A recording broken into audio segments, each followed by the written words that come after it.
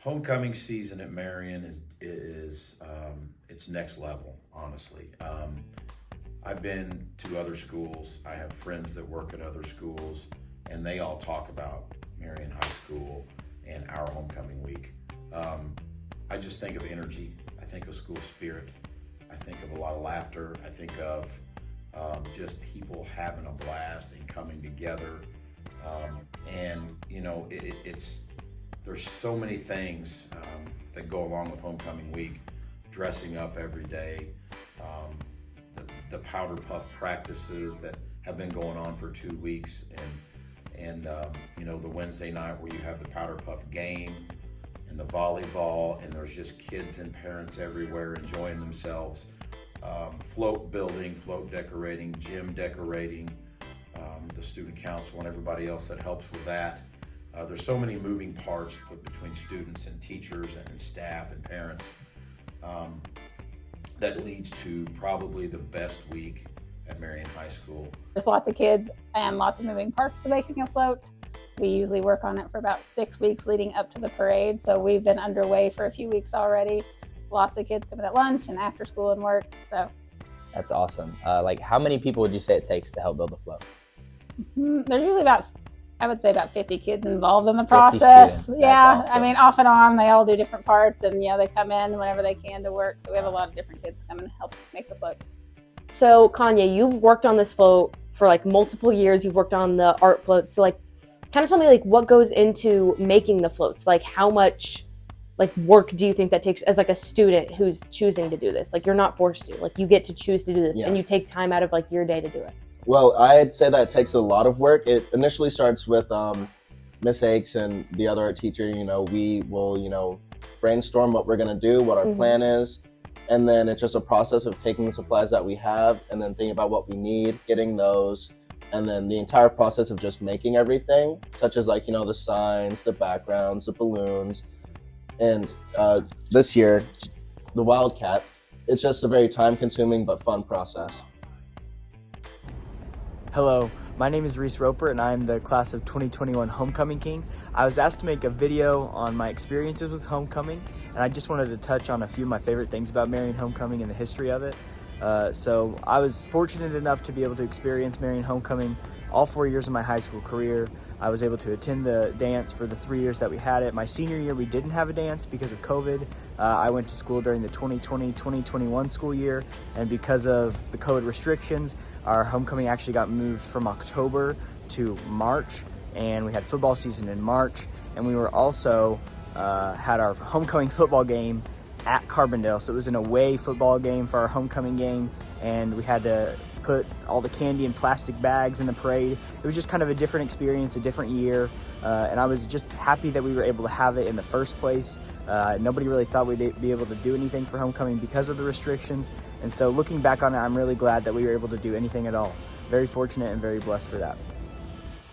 Another amazing thing that happened during my senior year of homecoming was the creation of the lip sync battle videos. My friend Alexis Basie asked me to be in a video with her, and we chose the song Levitating by Dua Lipa and DaBaby to kind of create a video that was fun and that was creative, and we did it in the high school. It took us 4 hours. Miss Cameron helped film it with us, and it's something that I know that Lexi and I are going to remember about high school for the rest of our lives. It was just a great video and a fun time to film it, and we ended up winning the competition, but there were so many great videos that came out of it. My friends Megan and Jonas created a phenomenal video to Love is an Open Door, I think, and their video is amazing as well.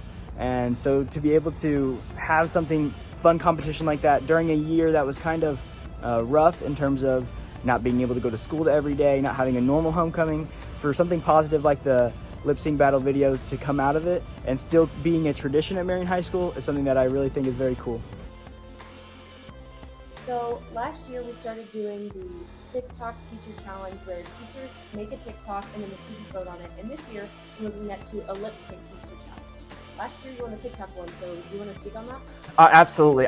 It was so much fun. Last year, whenever I first heard about the teacher TikTok challenge and stuff, I was like, oh, that sounds like that'd be really, really cool. Be a really good way to get engaged with students. I, despite being a younger teacher, have very little knowledge of TikTok whatsoever.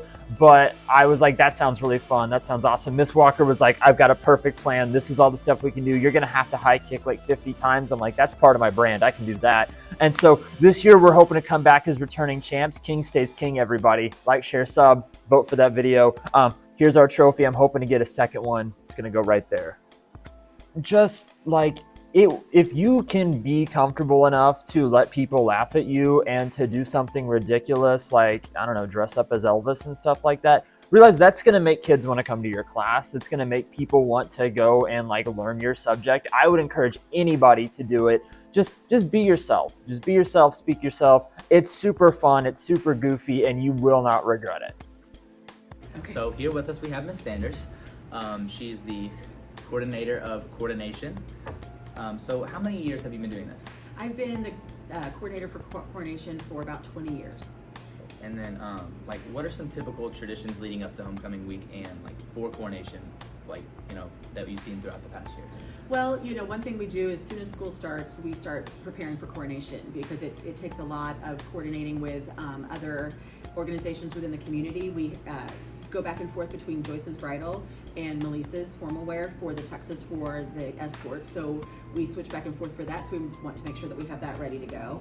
As soon as the lists come out of who has been voted on to be on an attendant or an escort, we then have a meeting with those students so that they understand kind of what's involved, how much things are going to cost, like what their expectations are, and that sort of thing. We prepare them for a practice that we have during homecoming week, and that is when we assign everybody an escort to an attendant.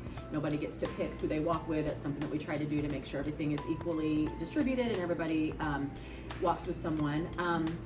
And then we just make sure that we get the information from them that we need to be able to prepare the ceremony. Our masters of ceremony, they need to write a script so that they have all of the things that they need to say about the students. Every year we also like to use the children of the faculty and staff at Marion High School, children or grandchildren of the folks here who work at the high school, to be part of the children of the court.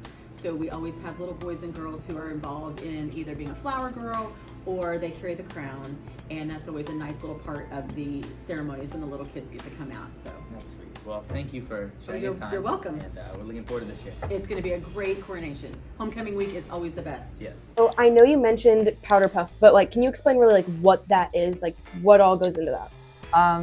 When I first start planning homecoming, then I get in contact with the teachers and see who would like to volunteer for the to be coaches. They can recruit other people to help them coach. But we'll have volleyball for the boys, and we'll have powder puff for the girls for football.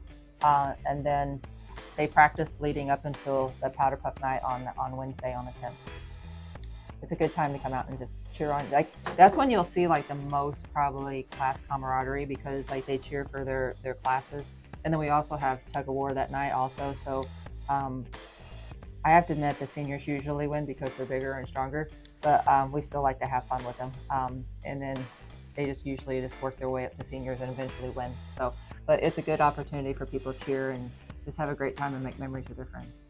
So the coaches are usually people like in their grade that get to like share their knowledge about the sport like with other people? Yes. So like usually seniors will help coach seniors. Sometimes they'll get some other people, like they might get some upper class to like coach some of the younger classes, but it's just about who wants to be interested and like participate, and then we assign them teachers or coach, like teachers/coaches to help. And this year we need to just take it to that next level. Let's continue to have fun. The game on Friday, which is awesome. The candidates get announced. The dance, the parade. There's so many things that are just amazing with our homecoming, and so many moving parts, and everybody does a great job with it. However, I want everyone to have a blast. I want everyone to get involved, but I still want us to not drink the Kool-Aid this week. I want, or that homecoming week. I want us to follow the school rules, and I want us to still keep this place positive and stay away from the Kool-Aid, but have an absolute blast during homecoming week.